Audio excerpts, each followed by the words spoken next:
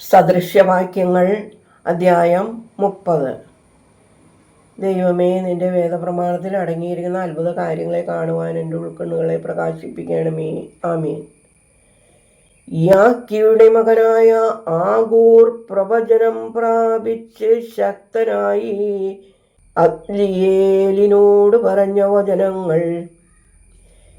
എനിക്ക് അറിവ് കുറവാണ്, മനുഷ്യർക്കുള്ള വിശേഷജ്ഞാനം എന്നിലില്ല.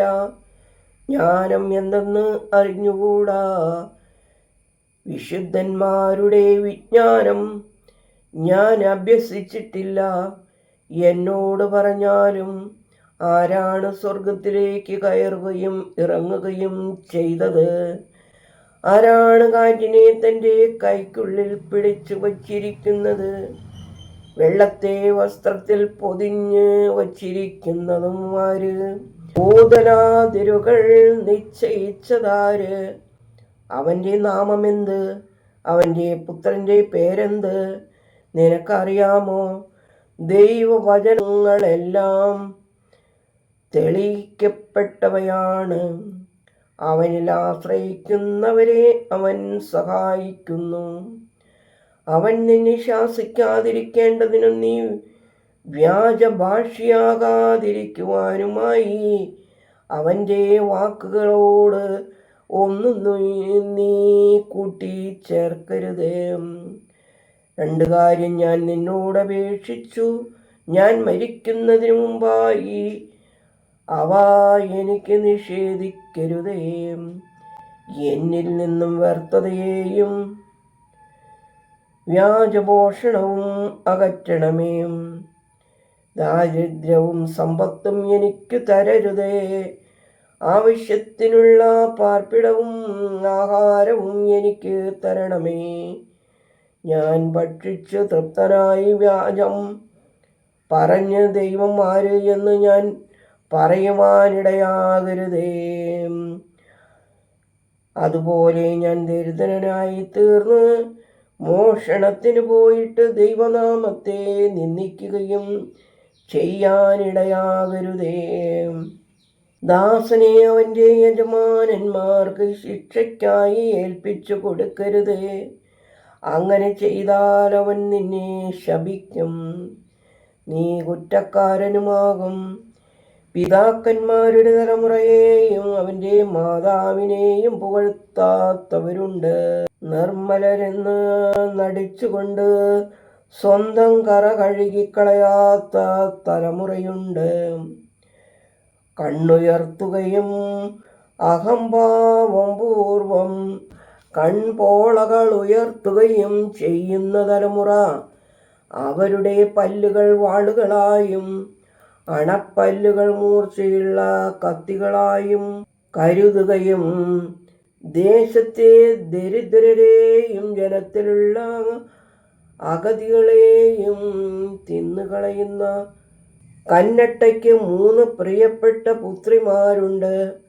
തൃപ്തി വരാത്ത 3-4 എണ്ണം. ഒരിക്കലും മതി എന്ന് പറയുന്നില്ല.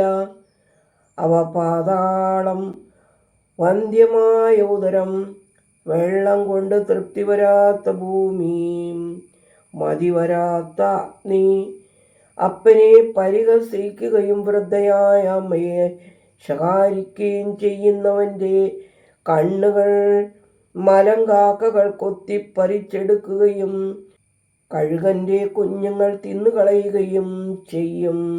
എനിക്ക് നിഗൂഢമായിരിക്കുന്നവ 3 ഉണ്ട്, എനിക്കറിഞ്ഞുകൂടാത്തവ 4 ഉണ്ട്. ആകാശത്തിൽ കഴുകൻ പറക്കുന്ന വഴി, പാറമേൽ പാമ്പിഴയുന്ന വഴി, സമുദ്രത്തിലൂടെ കപ്പൽ പോയ വഴി, മനുഷ്യൻ്റെ യൗവനത്തിലെ വഴി. ഇതുപോലെ തന്നെയാണ് വ്യഭിചാരിണിയുടെ വഴിയും. അവൾ ഭക്ഷിക്കുന്നു, മുഖം തുടയ്ക്കുന്നു, എന്നിട്ട് ഞാനൊന്നും ചെയ്തില്ല എന്ന് പറയുന്നു. ത്രിവിധ കാര്യങ്ങൾക്ക് കീഴെ ഭൂമി വിറയ്ക്കുന്നു. 4 കാര്യങ്ങൾ അതിന് അസഹനീയമാണ്. അടിമരാജാവായി തീരരുത്. ഭക്ഷിച്ച് തൃപ്തനായ ഭോഷൻ ഭർത്താവിനുണ്ടാക്കുന്ന വിദ്വേഷം, യജമാന സ്ത്രീയെ പുറത്താക്കിയ ദാസിയും, എറുമ്പുകൾ ശക്തിയില്ലാത്ത ഒരു കൂട്ടമെങ്കിലും അവ വേനൽക്കാലത്താഹാരം കരുതി വയ്ക്കുന്നു. കുഴിമുയലും ദുർബലമായ ഒരു കൂട്ടമെങ്കിലും അവ പാറയ്ക്കുള്ളിൽ പാർപ്പിടം നിർമ്മിക്കുന്നു. വെട്ടുകിളികൾക്ക് രാജാവില്ല, എന്നിട്ടും അവ നിരനിരയായി നീങ്ങുന്നു. അതിൻ്റെ കൈകളാൽ എഴുന്ന വെള്ളി, എന്നാലും അത് രാജകൊട്ടാരങ്ങളിലും പാർക്കുന്നു. ഇങ്ങനെ ഭൂമിയിലെ 4 ജീവികൾ വളരെ ചെറുതാണ്, എന്നാൽ ബുദ്ധിമാന്മാരെക്കാളും ബുദ്ധിയുള്ളവയാണ്. 3 കൂട്ടർ അവരുടെ നടത്തത്തിൽ നേരെ പോകുന്നു. 4 കൂട്ടരുടെ നടത്തം മനോഹരമാണ്. ഒരു മൃഗത്തെയും കൂസാതെ, മൃഗങ്ങളിൽ വച്ച് ഗൗരവമുള്ള ബാലസിംഹം, കോഴിപ്പിടകൾക്ക് മധ്യേ തല ഉയർത്തി നടക്കുന്ന പൂവൻ കോഴി, ആട്ടിൻപറ്റത്തിൻ്റെ തലയ്ക്കൽ നടക്കുന്ന ആട്ടുകൊറ്റൻ, ജാതികളുടെ മധ്യേ സംസാരിക്കുന്ന രാജാവും. നീ അപമാനിതനാകാതിരിക്കണമോ? മോഹിക്കാതിരിക്കുക. വഴക്കിനായി നിന്റെ വാദനത്തിലേക്കു നീ കൈനീട്ടരുതേ. പാലിൻ്റെ കൊഴുപ്പിൽ നിന്ന് വെണ്ണയുണ്ടാകും. മൂക്കിനടിച്ചാൽ ചോര വരും. പരസ്പര ശണ്ഠയിൽ നിന്ന് ശിക്ഷാവിധിയും വരും.